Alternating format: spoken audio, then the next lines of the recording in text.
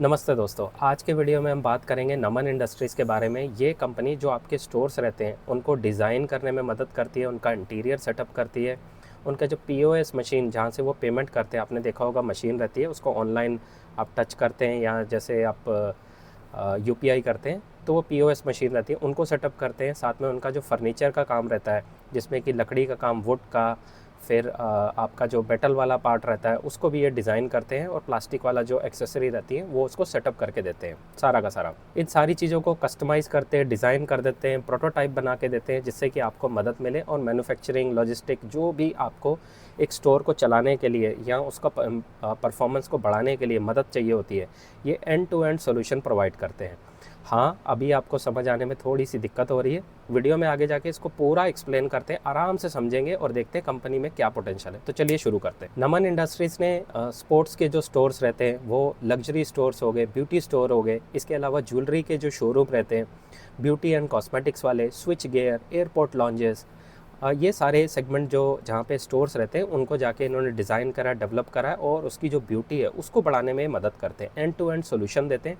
ये इनकी खासियत है। इस कंपनी के बारे में अगर बात कर ले तो उनको लगभग 20 साल का एक्सपीरियंस है रिटेल एंड इंडस्ट्रीज़ का। जो ये काम बताया, स्टोर को सेटअप करना, उसकी ब्यूटी को बढ़ाना और सारा सेटअप लगा के देते हैं एंड टू एंड, शुरू से लेके आखिरी तक आपको परेशानी नहीं होने देती। ये इनकी खासियत है। रेवेन्यू की थोड़ी सी बात करें तो 156 करोड़ का इन्होंने रेवेन्यू करा है, जो कि लगभग 45% इन्होंने परफॉर्मेंस दिखाई है 2025 से लेके 22 से लेके 2025। इनके पास लगभग 125 एम्प्लॉई हैं आज की डेट में जो इनके साथ काम करते हैं। एक मैन्युफैक्चरिंग यूनिट है इनके पास, एक मैन्युफैक्चरिंग यूनिट है और 5 इनके पास वेयर हाउसेस है। All over India pan level पे ये काम करते हैं, तो इंडिया में किसी भी कोने में आपको काम करवाना हो ये वहाँ पे आराम से पहुँच जाते हैं। लगभग 100 से ज़्यादा क्लाइंट के साथ ये काम कर चुके हैं और क्लाइंट इनकी सर्विसेज से बहुत ज़्यादा खुश हैं। अब 360 डिग्री यानी कि आपको डिलीवरी से लेके, डिज़ाइन से लेके डिलीवरी करने तक जो भी आपको मदद चाहिए वो ये करके देते हैं आपको। उसमें क्या क्या करते हैं ये, आपका जो स्टोर्स रहते हैं वहाँ पे उसको डिज़ाइन करना, प्रोटोटाइप बनाना, उसकी अप्रूवल्स लेना, फिर मेटल जो वहाँ पे लगा होता है, जो जिसको हम स्टोर के अंदर जो फैब्रिकेशन का काम हो गया या फिर इंटीरियर का काम हो गया, उसमें आपका मेटल हो गया, मेटल के अंदर एक cutting, bending, welding, power coating, और जो लकड़ी का सामान रहता है जिसमें कि उसको लेमिनेशन करना, ड्रिल करना, फिनिश करना, डिजिटल में अगर आ जाए तो प्रिंटिंग करना, या फिर ऐसे वाले जो काम है, और साथ में जो फाइनल डिलीवरी यानी कि लॉजिस्टिक करना और लॉजिस्टिक का काम संभालना और इसका पूरा इंस्टॉलेशन, ये जितनी चीज़ें बताई उन सबको रेडी करके जो स्टोर के ओनर है या जो फ्रेंचाइज है जो भी, उनको हैंड ओवर कर देना। अब नमन की इस इंडस्ट्री में ज़रूरत क्यों पड़ती है भाई? नमन वाले जब काम करते हैं ना तो आपको ज़ीरो हेडेक होती है। आपने बस इनसे बात करी, आपको और किसी पार्टनर से बात करने की ज़रूरत ही नहीं पड़ती है। और इनकी जो खासियत है कंसिस्टेंसी, मतलब बहुत, मैं बोलने में प्रॉब्लम होती है मेरे को, कंसिस्टेंसी के साथ काम करते हैं ऑल ओवर द स्टोर्स। कहीं पे भी आप काम दो, ये नहीं कि आपने टियर 1 सिटी में काम दिया है तो बहुत अच्छा करेंगे, टियर 3 सिटी में दिया है तो नहीं। क्वालिटी मेंटेन करते हैं और इनके जो पुराने 100 से ज़्यादा जो कस्टमर है जिनके साथ काम कर चुके हैं वो इनकी सर्विसेज से बहुत ज़्यादा खुश हैं। अब ये कंपनी के कॉन कॉल और पीपीटी पढ़ के मुझे एक चीज़ समझ आई है, बार बार इस चीज़ पे फोकस कर रहे हैं कि बताने की कोशिश कर रहे हैं बिज़नेस मॉडल, कि हम कोई भी स्टोर जो खुला है उसकी ब्यूटी बढ़ा देते हैं। कैसे बढ़ाते हैं? उसका इंटीरियर डिज़ाइन कर देते हैं, उसको एनहांस कर देते हैं। इंटीरियर में आपके 3 तरह के इंटीरियर आ सकते हैं, एक तो वुड वाला, लकड़ी वाला हो गया, मेटल वाला हो गया और प्लास्टिक वाला हो गया। और जो मेटल वाला है उसका फैब्रिकेशन का सारा जो काम है, उसे तोड़ना, मोड़ना, डिज़ाइन करना, वो सारा करते हैं। वुड के ऊपर लेमिनेशन वाला काम करते हैं और प्लास्टिक को ऑर्गेनाइज़ करके या फिर उसको जो अच्छा वहाँ खूबसूरत हो दिखे और उस एटमॉस्फेयर में फ़िट हो जाए वैसा वाला आपको डिज़ाइन करके प्रोटोटाइप बना के देते हैं। जो आप अच्छा लगे, आपको पसंद आए, वो आप फाइनल कर दीजिए, ये वो आपको रेडी करके देते हैं। एंड टू एंड सर्विस देते हैं। सबसे बड़ी बात, आपने इनको बताया भाई मुझे ऐसा चाहिए, चीज़ बना के आपको रेडी करके दे देंगे। तो यही इनकी खासियत है यहाँ पे।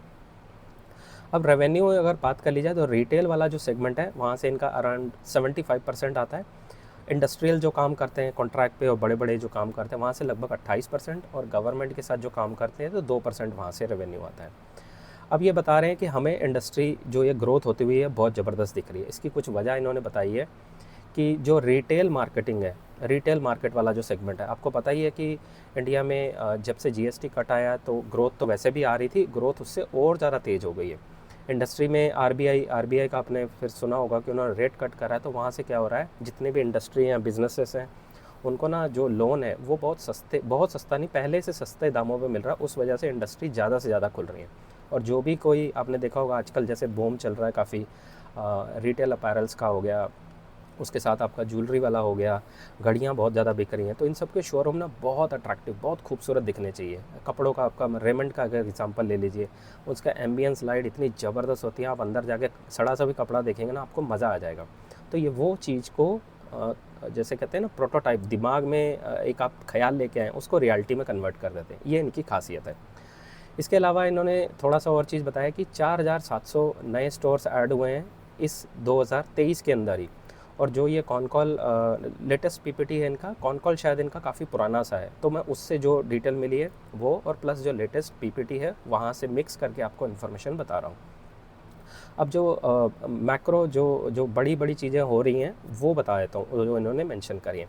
ज़्यादातर जो गांव हैं, जो यहाँ जो टियर 3 टियर 4 सिटी हैं, वो एडवांस हो रही हैं, अर्बनाइजेशन की तरफ जा रही हैं, उसके साथ उनकी इनकम बढ़ रही है, ओमनी चैनल का एक्सपेंशन बहुत मिल रहा है इनको, ऑनलाइन प्रेजेंस भी है, ऑफलाइन भी है, तो दोनों तरफ से मॉल बहुत ज़बरदस्त बन रहे हैं, धड़ाधड़ बनते जा रहे हैं, स्मार्ट सिटीज़ बन रही हैं, और फ़ॉरेन से जो एफडीआई है वो बहुत ज़बरदस्त आ रही है। और जो रियल स्टेट वाला जो सेगमेंट है, जहाँ पे कि होटल्स बहुत स्पीड से बन रहे हैं, लग्जरी अपार्टमेंट बन रहे हैं, मॉल्स बन रहे हैं, देखा होगा आपने शॉप्स बन रही हैं जो प्रीमियम लोकेशन पे, तो वहाँ पे इनको काम ज़बरदस्त मिल रहा है।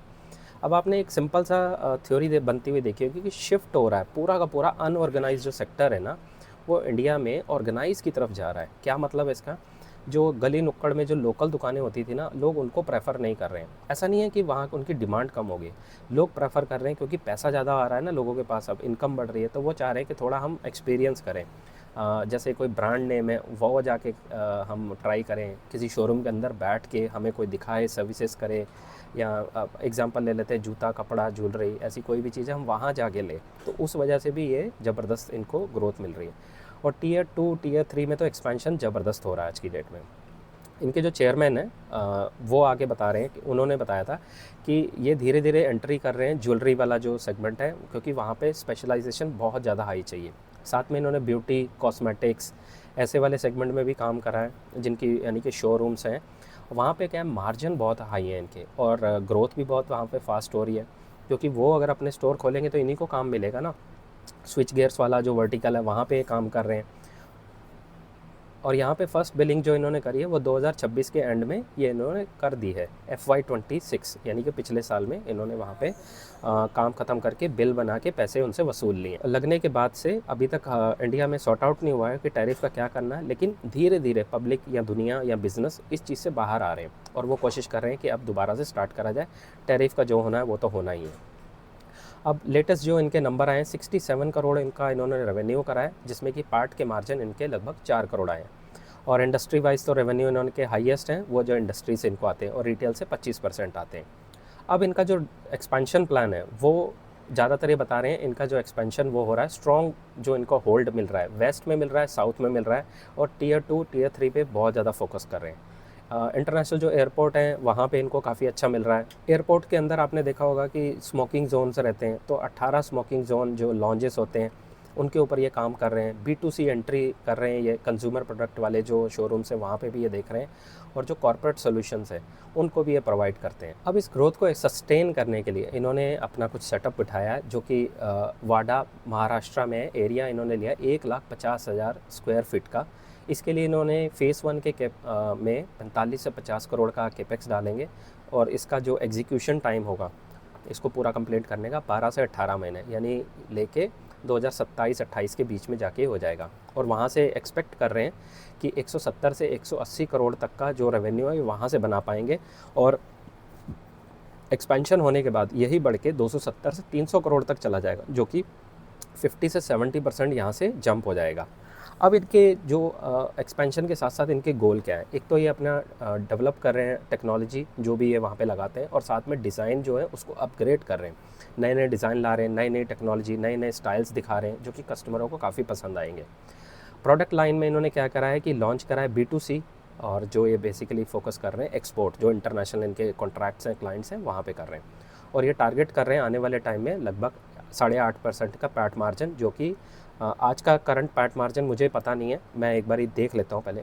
कितना है, फिर उसके बाद उसके ऊपर बात करते हैं। आज की डेट में अगर इनके पार्ट मार्जिन देखा जाए तो काफ़ी कम मुझे लग रहे हैं, शायद ये 2% के आसपास ही काम कर रहे हैं, 1% पे काम कर रहे हैं, जिसको ये बढ़ा के 8 से 9% लेके जाएंगे, ठीक है। और growth year on year basis पे एक्सपेक्ट कर रहे हैं लगभग 15 से 20%। ये मुझे इनकी ऑफिशियल गाइडेंस लग रही है, जो कि मुझे काफ़ी कम लग रही है। यहाँ से अब आगे जाके ये ज्वेलरी वाला जो सेगमेंट है, ब्यूटी वाला स्विच गियर है, वहाँ से एक्सपेक्ट कर रहे हैं कि 175 करोड़ लगभग रेवेन्यू करेंगे। और गवर्नमेंट वाला जो सेगमेंट है वहाँ से 150 से 160 करोड़ करेंगे।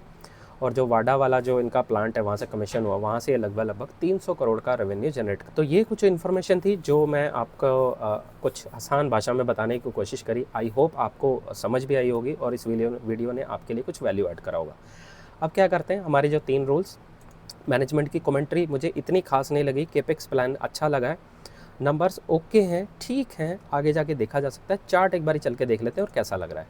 चार्ट डाउन ट्रेंड है, वीक है, और नंबर्स ठीक लग रहे हैं मुझे। तो मैं ओवरऑल कहूँगा आप इस कंपनी को अपनी वॉच लिस्ट में रख सकते हैं। ये मेरी जो रूल है तीनों को क्लियर नहीं कर पाया, ठीक है। तो ये था पूरा का पूरा वीडियो। आई होप इस वीडियो ने आपके लिए कुछ वैल्यू ऐड करा और इस बिज़नेस को, मॉडल को समझने के लिए आपको थोड़ा ग्रिप मिला होगा। अभी इसको ट्रैक पे रखने और आगे जाके देखते हैं क्या होता है बिज़नेस में। कुछ इंटरेस्टिंग होता है तो दोबारा अपडेट आपके साथ शेयर कर दूँगा। तो मिलते हैं अगली वीडियो में, तब तक के लिए सीखते रहिए, खुश रहिए, इन्वेस्ट करते रहिए, पढ़ते जरूर रहिए। जितना पढ़ोगे उतनी अपॉर्चुनिटी मार्केट में मिलेगी। मिलते हैं अगली वीडियो में। Thank you.